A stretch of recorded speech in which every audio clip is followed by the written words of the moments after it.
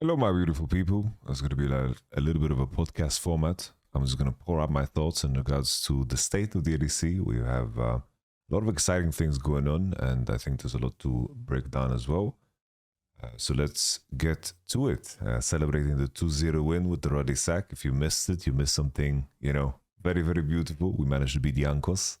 I guess that's related to European League of Legends somehow. The new squad is popping off and doing well. I'm really, really happy about that. As you can see, I'm smiling, all the way, all the way. Let's talk about the state of the LEC. So, team for team, Fnatic managed to get defeated by SK, but I think before we talk about Fnatic, maybe we should talk actually about SK. As you can see, some teams have played more games than others. Some teams have played more series. As you can see here, a lot of the teams played one series, and it seems like most of the teams that played two series actually lost two of them.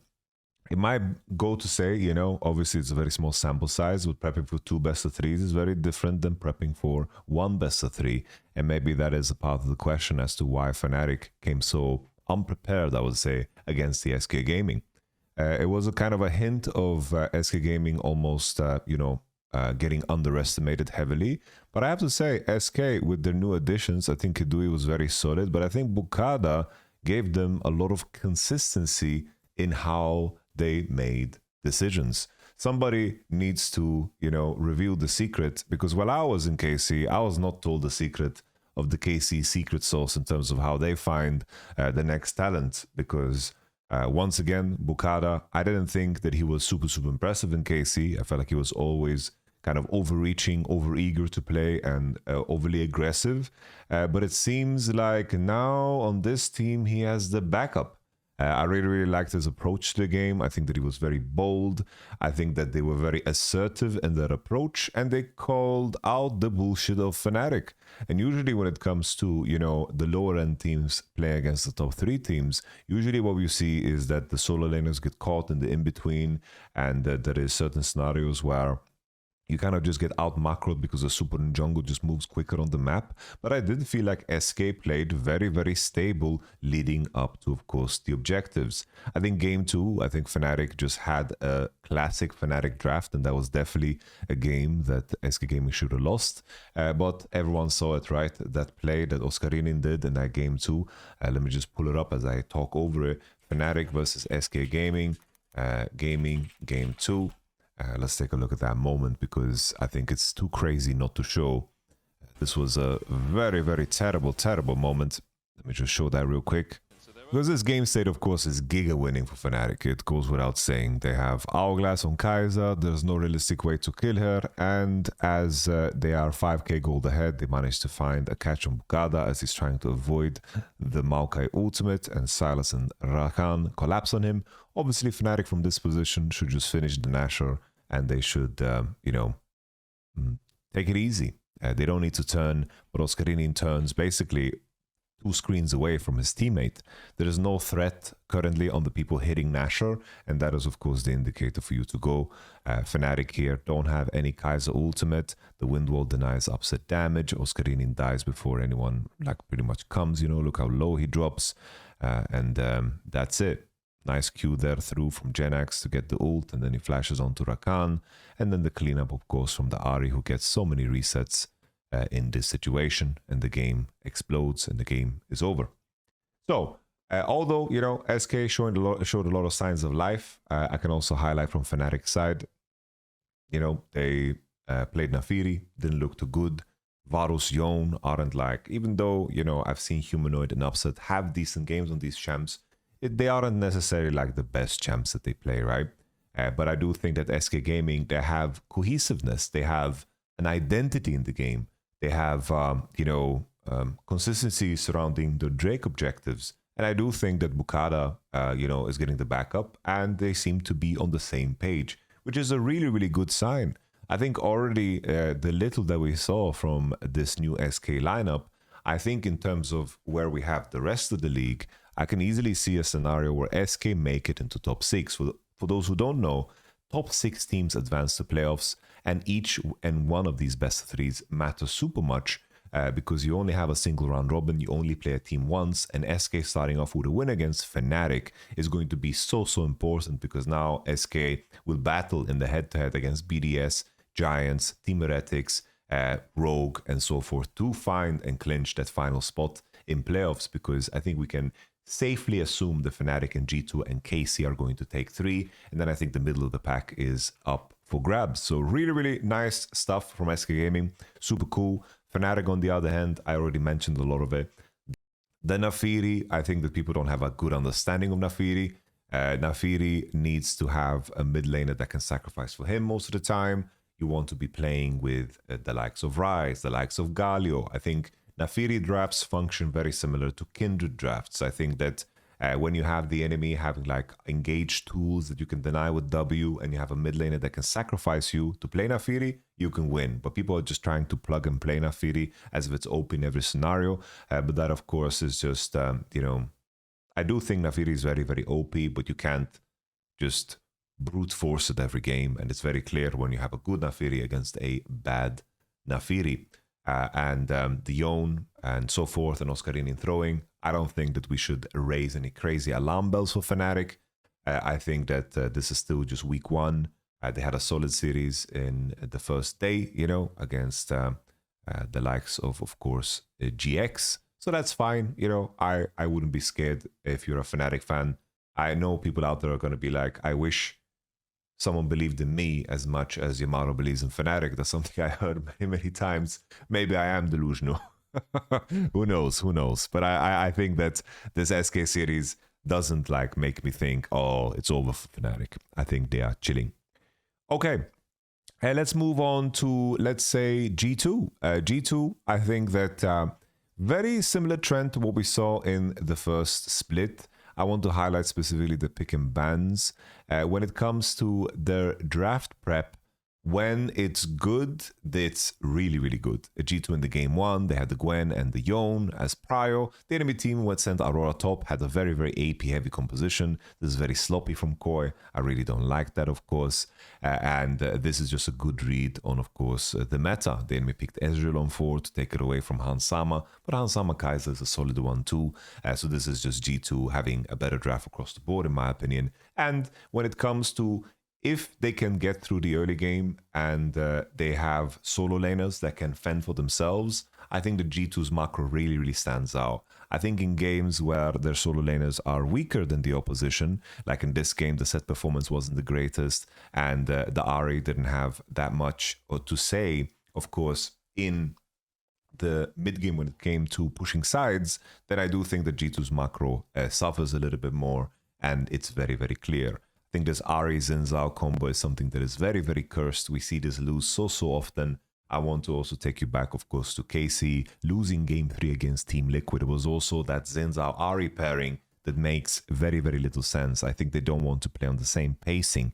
Xin Zhao is very strong level 1 through 4, and then he wants to play, with a mage so his ult gets value. This is a draft where Xin Zhao basically turns into like Xin Zhao, because Varus and Talia a very long range, like he turns into a Javan. He needs to be like engaging together with his team, and I don't think that Xin Zhao is at his best in those situations.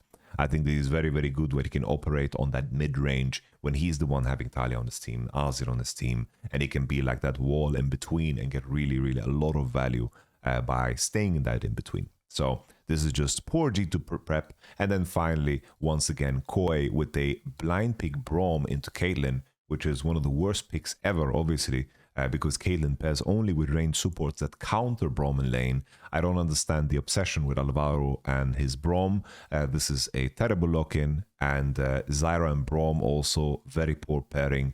This is just G2 completely choking out the enemy with the Caitlyn, Dr. Mundo, Nico, and just playing on range and doing so in a beautiful fashion. So G2, when it comes to the prep work, really good, but I do feel like there's something lacking there, especially if we get to look forward to a matchup G2 between them, G2 versus KC. I do think that KC have more qualities in terms of how they drive the game, especially with jungle and support. I think that's a super big deal, and I think that that's going to be like the main edge that KC has against the likes of G2. Because KC in the end, I think that they have solo laners that can definitely fight and be good enough to compete with, of course, BB and Caps, because Kana and Vladi are simply fantastic. The perfect segue to KC. I think that KC, they had also a very atrocious draft in this one. Jace, Misfortune, Ivan. They lock Ivan here, and keep in mind, if you look at the super pool, it's already quite denied. You have Rel already out, Alistar already out, Melee Supers already gone. In this one, you have Nautilus out, and then, of course, Renata is out, which is not necessarily a pairing that you want to make with, of course, the likes of Ivan. But nevertheless, you go into 4-5 here, and Poppy Leona is removed, and then suddenly you don't have a single melee support that you can pick together with Ivan. And then you have this comp where Ivan and Lise, it looks like some weird spin-off from Wizard of the Oz. This is a pairing that you don't want to have. But I have to say that Kalis was so damn good in this game, and he found the perfect opportunity to pounce. If I just pull that up real quick, KC versus Koi game 3. Let me show you that moment, because the game state is so damn winning for, of course, Koi, because they have the better draft, the better scaling. Sivir already made it through a very, very, rough wall in terms of the economy.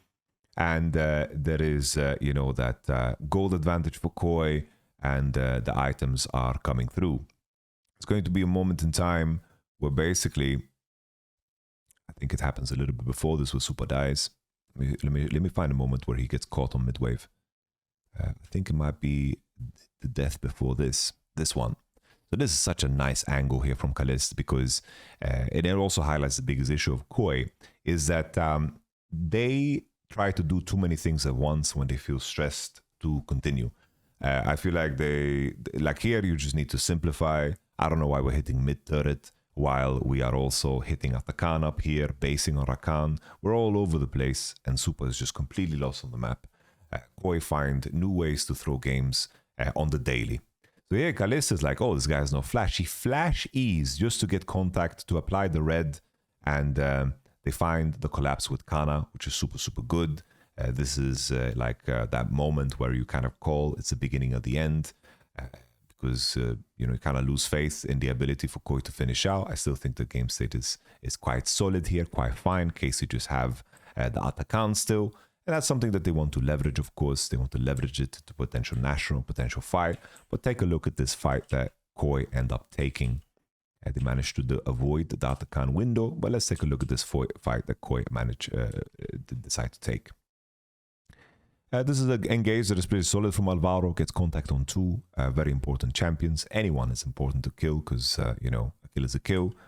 Easy breezy. They return to Drake. They don't manage to get Nasher, which is, of course, silly, because in my mind, I don't understand how Koi can't just take a step back and take Drake and take Nash. Just hit it together. There is no complication here. Very easy breezy.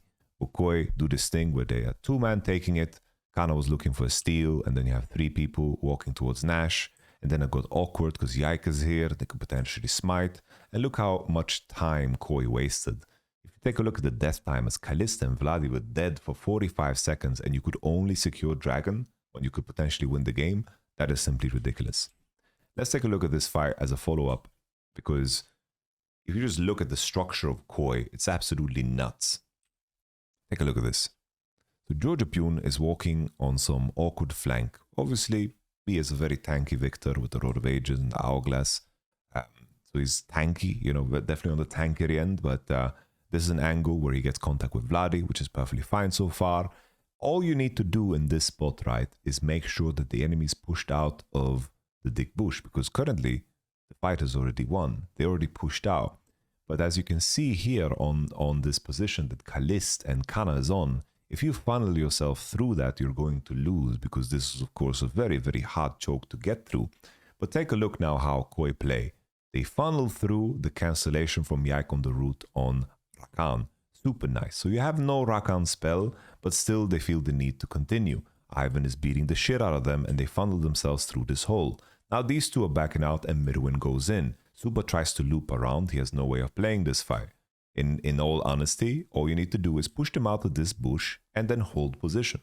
Vladi has already been pushed out. You hold the position here. You target this Elise here, force her flash, and take a step back. And of course, breathe. You still have Rakan ult. you have contested this bush, and the enemy needs to face check into you because you have, of course, initiative on the Nashor. But instead, we have this circumstance where, what are they doing? Absolutely atrocious. And this is just Koi in a nutshell.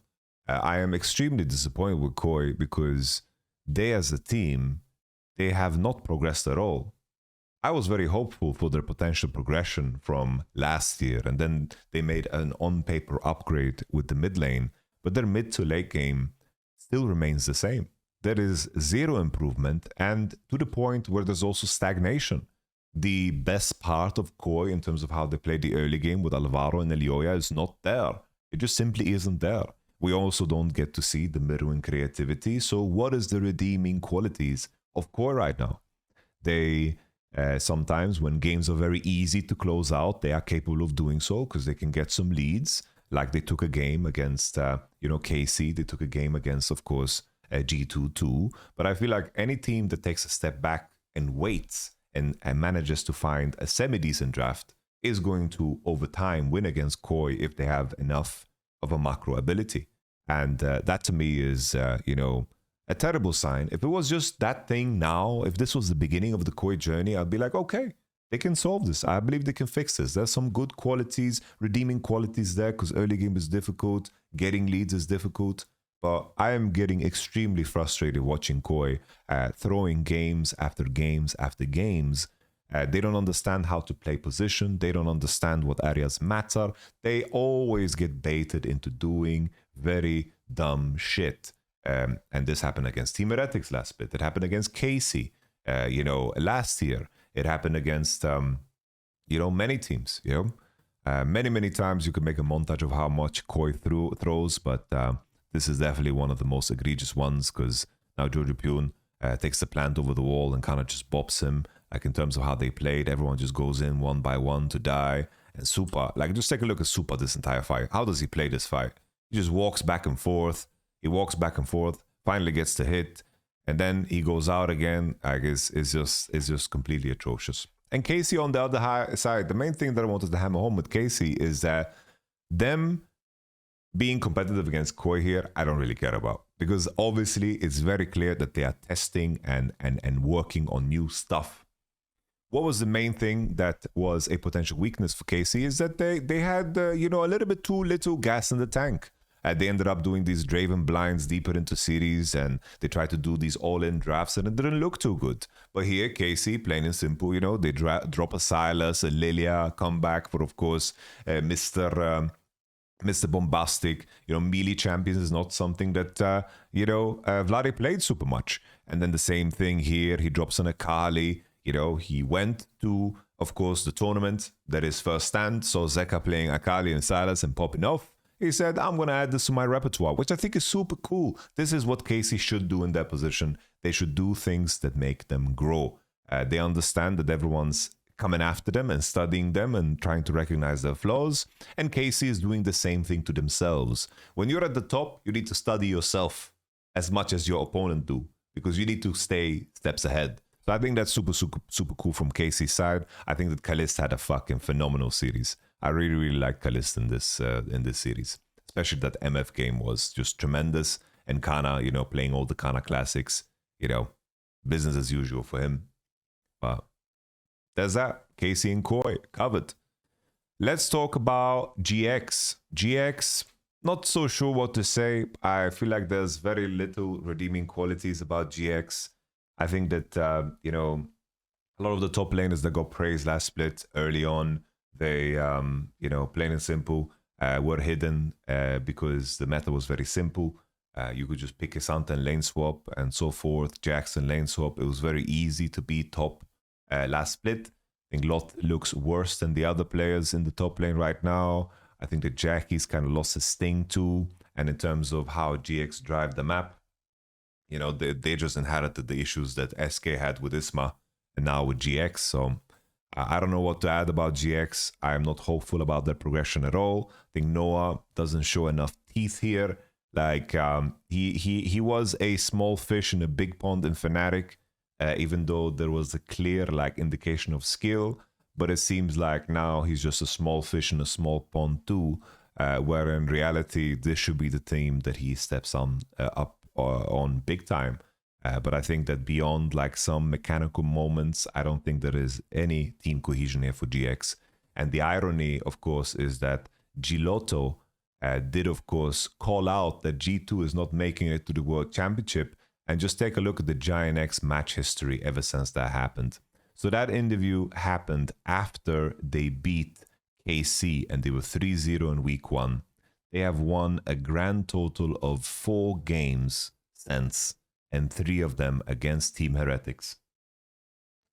And they have lost 1, 2, 3, 4, 5, 6, 7, 8, 9, 10, 11, 12, 13 games. 13 games. Ever since they said G2 is not making Worlds. Well, maybe G2 is not making Worlds, but GX is definitely not making Worlds.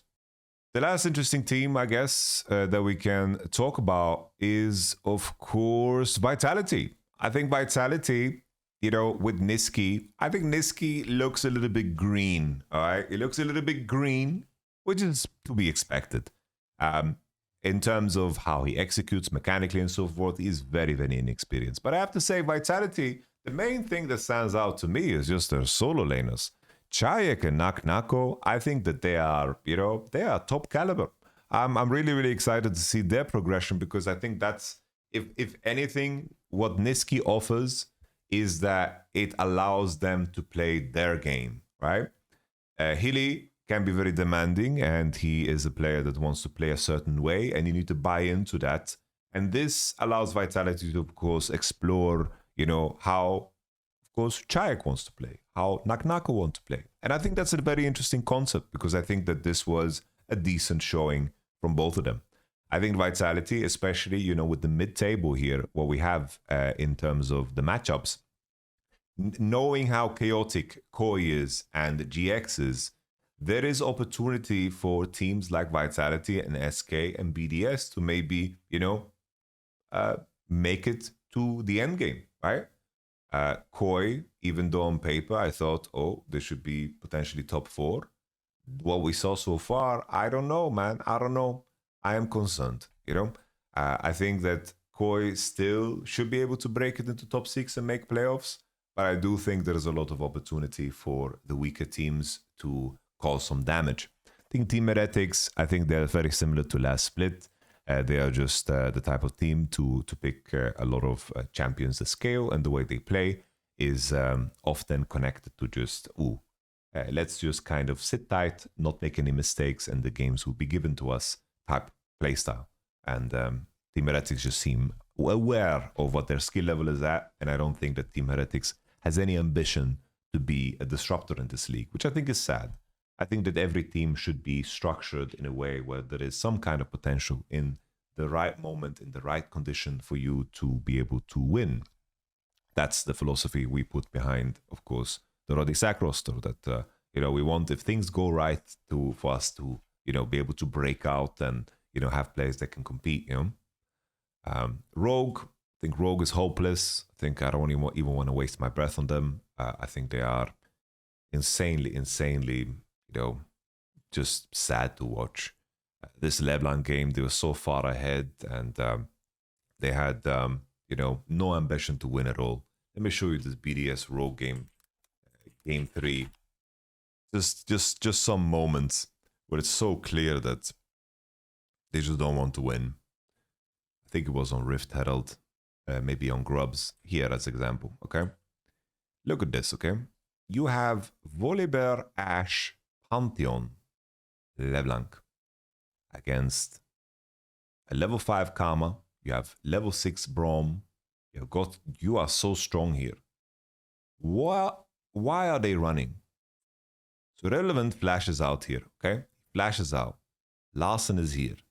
He's LeBlanc. He can always access. He can take it easy. But look how 113 just completely spits on them. I don't understand how Rogue can't just fucking press their buttons and play the game.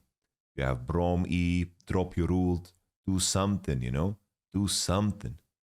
It's the same here, like Ashe Arrow lands. They don't send it at all. Ashe Arrow lands here. Why are we not playing here? You know? Why are we not doing anything? It's just so crazy to watch this from Rogue side. They are so damn afraid. Look how Zinzao is going to play this here. Look how he's going to play this. Larson just uses his spells. Look at like 113 just walk. Look at how 113, like, look how he disrespects them. He just doesn't care. Nobody fights back. Jin is far away with no ult. Braum ult so dry, doesn't do anything. And now finally the Q comes through when Adam has no E. Like, it's just so sad to watch, man. So sad to watch. Ice had the freest game ever to just collect, which I guess brings us to BDS. I think BDS 113. 113, Ice, and Nuke are good enough to get this team to playoff, I think. I think Paros and Irrelevant are kind of you know. Paros has shown some good sides. I don't see the upside currently of Irrelevant. I don't see what kind of champion I would be excited about seeing him on, besides fucking like Ornn right now and Jax, potentially. I think that BDS should make it. And let's take a look at the matchups. So we have Rogue versus Vitality. I think Vitality is going to cook them as long as Vitality keep it in their pants. And that seems to be, you know, Niski's strength here. He seems to be keep them a little bit more grounded. Hilly is definitely not the person that keeps it in his pants. He lets it swing, does helicopter and all that jazz. KC versus BDS. I think KC should win. Plain and simple, easy. G2 versus Team Heretics. Free farm for G2. SK versus BDS. Now, this is a very interesting one. I think this is... you know, a very, very hype matchup in my opinion. I think this is something that can be dynamic and, you know, potentially, you know, there's some sparks to be had here. Bukada versus 113, I think is definitely like a very, very interesting clash. The fact that SK beat Fnatic, I do think that the game 2 was quite a steal. I don't want to put too much weight into that victory. But I do think that SK look a lot more cohesive. I think as is now, I am slightly leaning towards BDS winning this one. Slightly, ever so slightly. I'm not fully on the SK hype train just yet. I would need to see a little bit more. And I think that Nuke and Ice and 113 are a lot more known quantities for me. So I'm a little bit more comfortable after 1 week to look at them as the favorite in this matchup. But it comes with some question marks because we know so little about how this SK roster is going to function here on stage. And I think that Fnatic were really, really caught off guard. And I think that BDS won't against SK. So I'm leaning BDS. Fnatic versus KC. I think KC will take them extremely serious. I don't think that they will do like the melee champs that they practice and so forth. I think this is just usual business for them with the Aussies, the Talias, and so forth. So I do think that KC should be the favorite coming in against Fnatic, especially, you know, with how they played. I think that Fnatic, the main thing that I would like to see from them is that I want to see scenarios where they have bot lane matchups that are a little bit more, you know, skewed towards domination. I think Kai'Sa always upset can play, but when I see, for example, Alistar Varus into Nautilus, Corki, this is just a lane that is stabilized, and I don't think that showcases their biggest strengths, in my opinion. I don't want to see the Galio ever again as well for Mr. I just want to see him play Ornn instead, but you just want some AP, right? Okay, so I'm leading KC here. Rogue versus GX. GX should win, but Team Heretics versus Koi. I do think Koi should win, but like Team Heretics is definitely like a team that can punish if you like give too many opportunities for them to scale. This has happened last split too, right? Team Heretics beat Koi last split, but I think Koi should be favored. I don't think they've lost that much grace because in the end they did play against G2 and KC, which are of course top end teams. All right, those are my thoughts for the LEC. I'll catch you guys on the live views as per usual. Going to be scrimming in the weekend too, so I might miss some games live, but I will always rewatch them and give you guys my personal rundown on all the games. So thank you very much for watching. If you made it this far, bless you and bless your face. And if you sneeze during the video, bless you. I'll catch you guys on the streams. Yeah, the streams.